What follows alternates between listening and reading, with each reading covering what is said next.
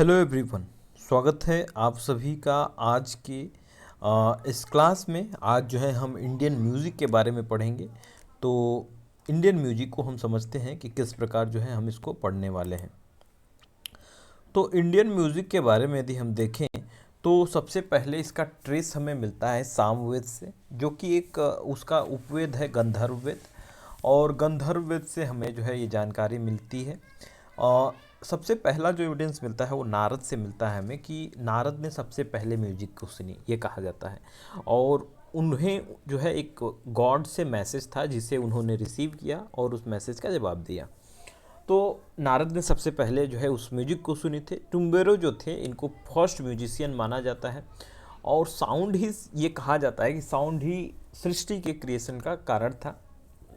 और जो सिंगिंग है यही जो है एक इंट्रिंसिक पार्ट है सेक्रीफाइसेस की। जो वैदिक रिचुअल्स होते थे उसका जो है एक इंट्रिंसिक पार्ट हुआ करता था singing. The special priest use to sing the hymns of Rigveda.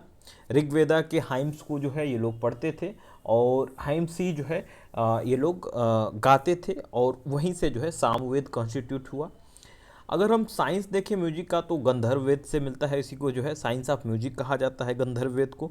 Bharat मुनि ने जो है नाट्य शास्त्र में ये सेवरल चैप्टर्स लिखा है और इन्होंने म्यूजिक को डिफाइन किया है, जिसमें जो है उन्होंने अरित्यंगना और वदना को जो है कहा है, इन दोनों के कॉम्बिनेशन को म्यूजिक कहा है।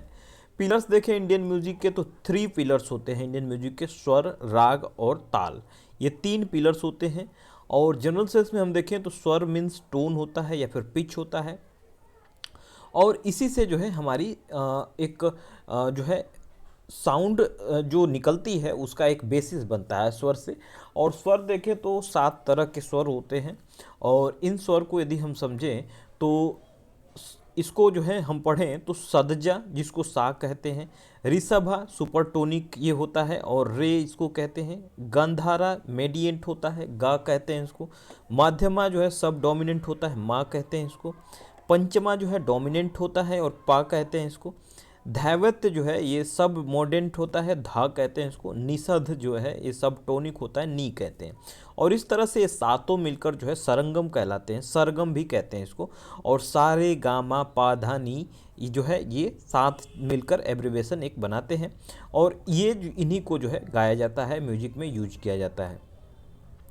इसके बाद यदि हम देखें तो यहाँ पे जो है एक श्रुति जो होती है, एक थ्योरेटिकल इंटरवल होता है जो कि हमें देखने को मिलता है, जो कि इसके 22 स्केल्स होते हैं, 12 श्रुतिज होती हैं, 22 श्रुतिज होती हैं या फिर माइक्रोटोन्स होते हैं, जिसमें से 12 जो है वो ऑडिबल होते हैं। और इन 12 में से 7 शुद्ध स्वर होते हैं और 5 विकृत स्वर होते हैं, जो कि सारे गामा पा धा नी सा होता है।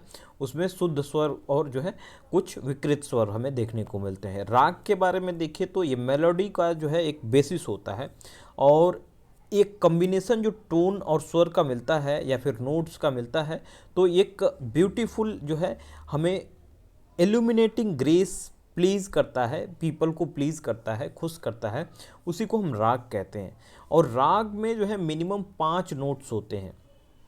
अच्छा, 3 तरह के जो है राग्स होते हैं, जैसे देखें कि ओडोअ राग जिसमें 5 जो है नोट्स होते हैं, सडोअ राग जो है 6 नोट्स होते हैं, संपूर्ण राग में 7 नोट्स होते हैं। अच्छा, 6 प्रिंसिपल राग्स हैं हिंदुस्तानी म्यूजिक के जो काफ़ी इंपॉर्टेंट है। मूड स्पेसिफिक होते हैं, ये सीजन स्पेसिफिक होते हैं, टाइम स्पेसिफिक होते हैं कि कब इसको सुना जाता है। टाइम स्पेसिफिकली जो है बताया जाता है, उसमें सीजन बताया जाता है कि इस समय जो है आप इन तरह के जो है राग को सुनते हैं। और मूड होता है कि कैसे मूड में जो है आप हैं तो ये गाने सुनते हैं। तो राग यदि हम देखें तो हिंडल है, हिंडाल कहते हैं इसको, दीपक है, मेघ है, श्री है, मलकौस है। तो हिंडाल में देखें तो ये जो है हमें डॉन में यानी भोर में जो है इसको गाते हैं और स्प्रिंग सीजन में ही गाते हैं इसको। और इसका मूड जब होता है स्वीटनेस ऑफ कपल सॉन्ग, ये स्वीटनेस ऑफ कपल सॉन्ग के लिए जो है गाया जाता है। दीपक जो है ये नाइट में गाया जाता है, समर सीजन में। और कंपैशन जो है ये दिखाता है, कोई सैड है तो उसके लिए जो है हम जो है कंपैशन दिखाते हैं। मेघ देखें तो ये लेट नाइट में गाया जाता है, रेनी सीजन में, करेज शो करने के लिए। अच्छा, ये मिड आफ्टरनून में भी गाया जाता है मेघ को, याद रखिएगा। फिर श्री जो है ये इवनिंग में गाया जाता है विंटर सीजन में, और जो है ग्लैडनेस को दिखाता है। मलकौस जो है मिडनाइट में गाया जाता है, विंटर सीजन में गाया जाता है, और यूथफुल लव को जो है ये मूड को दिखाता है। इसको याद करने का एक ट्रिक भी यहाँ पे लिख रखा है कि श्री भैरव मलकान मेघ में दीपक लेके हिंडन नदी पे जाते हैं। तो भैरव मलकान जो है ये मेघ में दीपक लेके हिंडन नदी पे जाते हैं। तो हिंडन से हिंडाल हो गया, दीपक हो गया, मेघ हो गया, और फिर जो है श्री हो गए, श्री भैरव, और मलकौस से जो है यहाँ जो है मलकान हो गए। तो इस तरह से जो है ये पांचों राग्स को जो है हम देख रहे हैं, जो डिफरेंट टाइप्स के हिंदुस्तानी म्यूजिक में राग्स हैं उनको याद करने के तरीके हो सकते हैं ये। एक और राग होता है भैरवी, ये छूट गया था। भैरवी जो है मॉर्निंग में गाया जाता है, और सीजन जो देखें तो ऑटम सीजन में जो है गाया जाता है। मूड इसमें होता है कि पीस और डिवोशन को जो है दिखाता है भैरवी। तो 6 राग्स जो है इनको हमने देखा था कि इसको जो है मेनली 6 प्रिंसिपल राग्स में जो है डिवाइड किया गया था, जिसमें जो है 5 इधर है और एक छठा है भैरवी।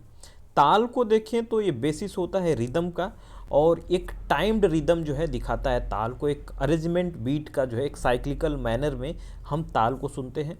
और जो ताल होता है ये 3 to 108 बीट्स पे के रेंज में होता है। नाट्य शास्त्र के हिसाब से 32 टाइप्स के होते हैं, लेकिन अभी जो है 10-12 जो है हम बीट्स में ही इसके बारे में जानकारी है। मोस्ट पॉपुलर ताल जो है 3 ताल होता है, जिसमें 16 बीट्स होते हैं। अब देखते हैं इंडियन म्यूज़िक के बारे में। तो इंडियन म्यूज़िक को क्लासिफिकेशन करके हम पढ़ेंगे कि क्लासिकल म्यूज़िक क्या होती है, हिंदुस्तानी स्टाइल क्या होती है, कर्नाटिक स्टाइल क्या होती है।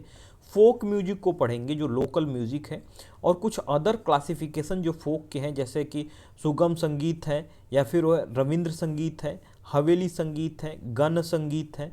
और मॉडर्न में जैसे रॉक है, पॉप है, जैज़ है, ब्लूज़ है, ट्रेस है, ये कुछ मॉडर्न म्यूज़िक्स हैं जिससे जो है हमें पढ़ना है।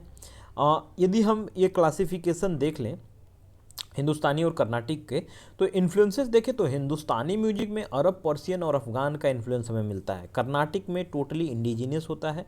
और फ्रीडम देखें तो हिंदुस्तानी जो म्यूज़िक है इसमें पूरी फ्रीडम होती है कि आर्टिस्ट जो है वो इम्प्रोवाइज़ करें, आर्टिस्ट जो है उसमें कुछ चेंजेस ला दें, वेरिएशन ला दें। हिंदुस्तानी म्यूज़िक में चलता है, लेकिन कर्नाटिक में अपने इतना फ्रीडम होती है कि आप चेंजेस नहीं ला सकते हैं। सब स्टाइल इसके देखें तो बहुत सारे सब स्टाइल जो है घराना प्रेजेंट है हिंदुस्तानी म्यूजिक के। और यहाँ कर्नाटिक में देखें तो एक पर्टिकुलर ही ये प्रिसाइज रहता है, और इसमें घरानाज नहीं बनते हैं, कुछ इसमें सब स्टाइल डेवलप नहीं होती हैं। इंस्ट्रूमेंट जो है हिंदुस्तानी म्यूजिक में इक्वली इंपॉर्टेंट होता है, जितना जो है वॉइस का होता है उतना ही इंस्ट्रूमेंट का इस्तेमाल होता है। और यहाँ वोकल म्यूजिक पे ही ज़्यादा इम्फेसाइज करते हैं ये लोग कर्नाटिक म्यूजिक में। टाइप देखें तो एक इमोशनल म्यूजिक होती है, दूसरी होती है इंटेलेक्चुअल और स्पिरिचुअल म्यूजिक। तो ये 2 तरह की म्यूजिक्स होती हैं कि इमोशनल म्यूजिक होती है, इंटेलेक्चुअल और स्पिरिचुअल म्यूजिक होती है। तो इमोशनल म्यूजिक जो है हिंदुस्तानी में हमें सुनने को मिलती है, इंटेलेक्चुअल और स्पिरिचुअल म्यूजिक जो है कर्नाटिक म्यूजिक में सुनी जाती है। राग देखें हम तो 6 प्रिंसिपल राग्स होते हैं हिंदुस्तानी के, और 72 राग्स जो होते हैं कर्नाटिक के होते हैं। अच्छा, टाइम देखें तो अधेयर्स टू टाइम, ये बिल्कुल फिक्स टाइम होता है। जैसे हमने 6 टाइप के वो देखे थे राग्स, कैसे जो है भैरवी था, हिंडाल था, दीपक था। तो इसको हमने समझा था कि किस प्रकार ये टाइम स्पेसिफिक था, सीजन स्पेसिफिक था, लेकिन यहाँ पे ये टाइम के हिसाब से कर्नाटिक म्यूजिक नहीं चलता है। इंस्ट्रूमेंट देख लें तो तबला, सारंग, सितार और संतूर जो है यूज होता है हिंदुस्तानी म्यूजिक में। और कर्नाटिक म्यूजिक में देखें तो वीणा है, मृदंगम है, या फिर मंडोकिन है, ये इंस्ट्रूमेंट जो है यूज होते हैं कर्नाटिक म्यूजिक में। और दोनों में कॉमन कौन से इंस्ट्रूमेंट होते हैं, तो फ्लूट और वायलिन जो है ये दोनों में कॉमन होते हैं, दोनों में बजाए जाते हैं। इम्प्रोवाइजेशन जो है अलाउड होता है हिंदुस्तानी म्यूजिक में, कुछ चेंज करना हो तो कर सकते हैं, और कर्नाटिक म्यूजिक में अलाउ नहीं होता है। इसके बाद हम देखें कि नॉर्दर्न इंडिया में जो है हिंदुस्तानी म्यूजिक पॉपुलर है, और साउदर्न इंडिया में जो है अपनी जो है कर्नाटिक म्यूजिक पॉपुलर है। तो इनका जो है हमने हिंदुस्तानी और कर्नाटिक म्यूजिक को देख लिया। अब कुछ सब स्टाइल हम देखेंगे हिंदुस्तानी म्यूजिक के अगले क्लास में। इतना जो है इसमें रहने देते हैं, हमने ये डिवीज़न देख लिया, इसको जो है याद रखिएगा। चलिए तो फिर मिलते हैं अगले क्लास में। धन्यवाद।